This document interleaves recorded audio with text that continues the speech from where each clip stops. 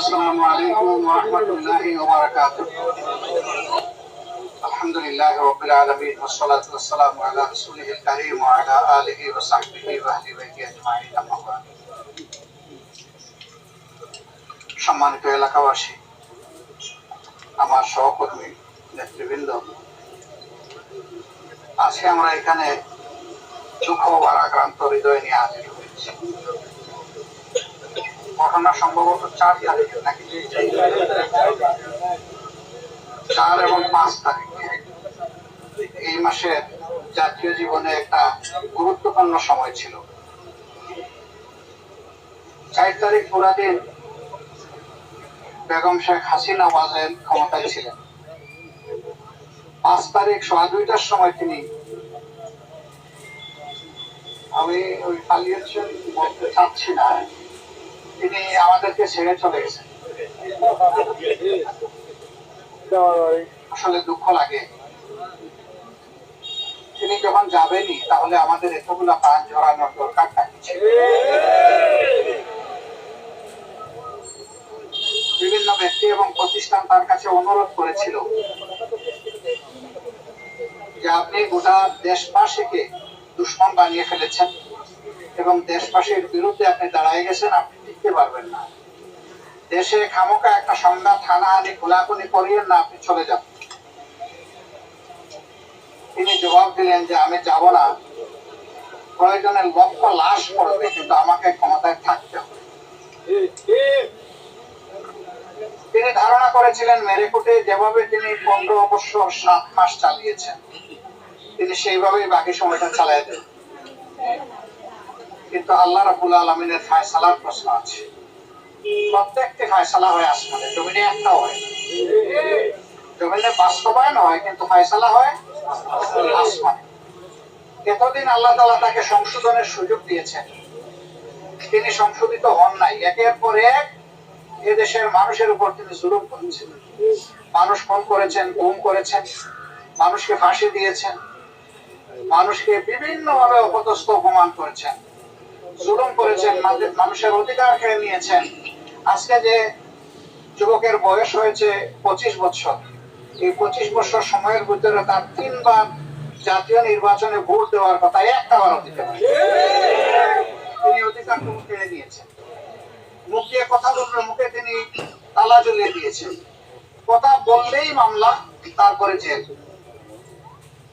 বিদেশে বসে কেউ একটা মত দিয়েছে, বাংলাদেশে তার মাকে বোনকে অপদস্থ করা হচ্ছে।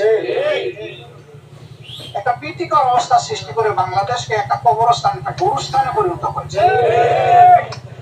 তিনি বলতেন বাংলাদেশ এখন ঠান্ডা, আমি বলতাম হ্যাঁ ঠান্ডা, গুরুস্থানের মতো ঠান্ডা। গুরুস্থানে মুর্দারা শুয়ে থাকে, কথা বলার কোনো সুযোগ তাদের নাই।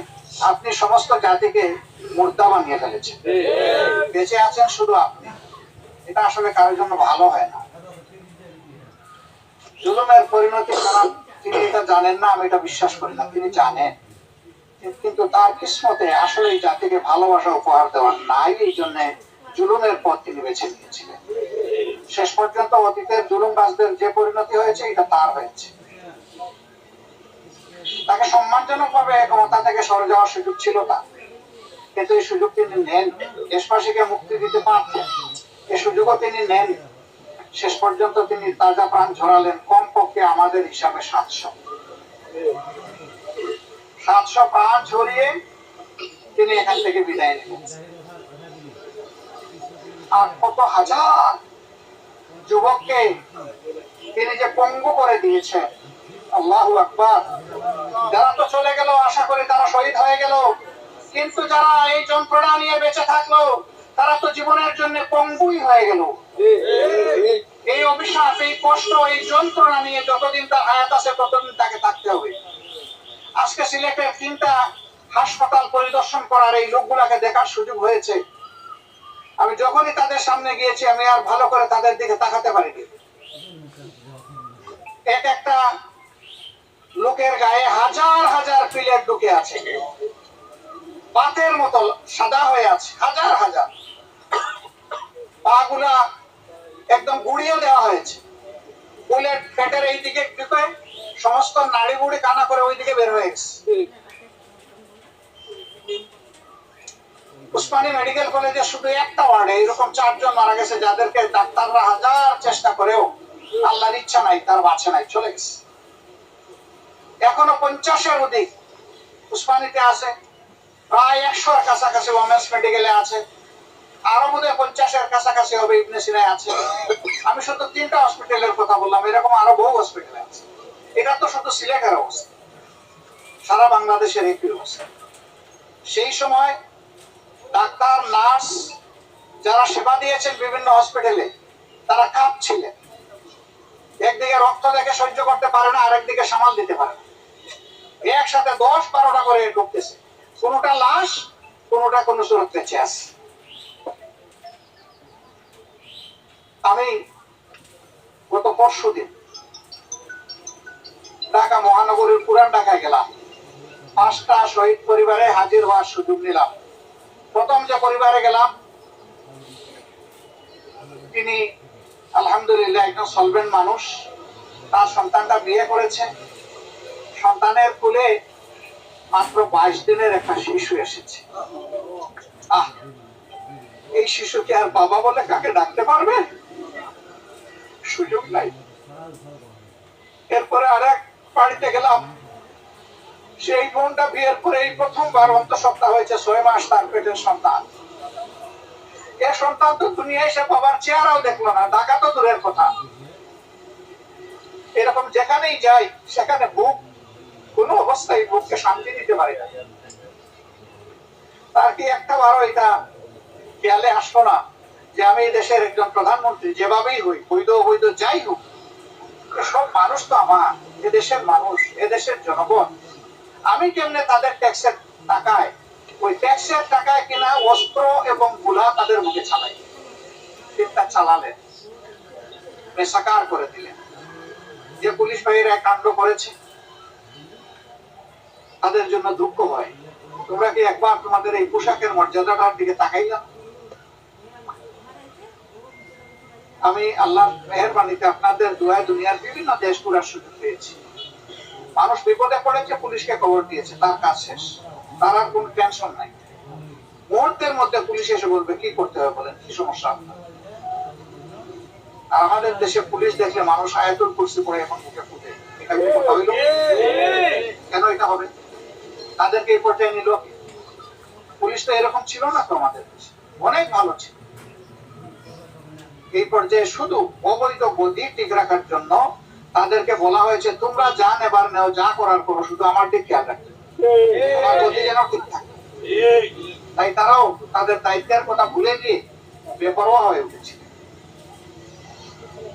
এদের জন্য দুঃখ হয়, তাদেরও তো সন্তান সন্ততি আছে। তোমরা কেমনে ভাই আরেকজনের বুকে গুলি? একটা মেয়ে স্ট্যাটাস দিয়েছে, আমার বাবা একজন পুলিশ। আজকের এই ঘটনার পরে আমি তাকে আর বাবা বলে ডাকবো না, কারণ এই বাবা আমার মতো শিশুদেরকে গুলি করে হত্যা করে আমার ঘরে এসেছে। আমি এই বাবার মুখ দেখতে চাই।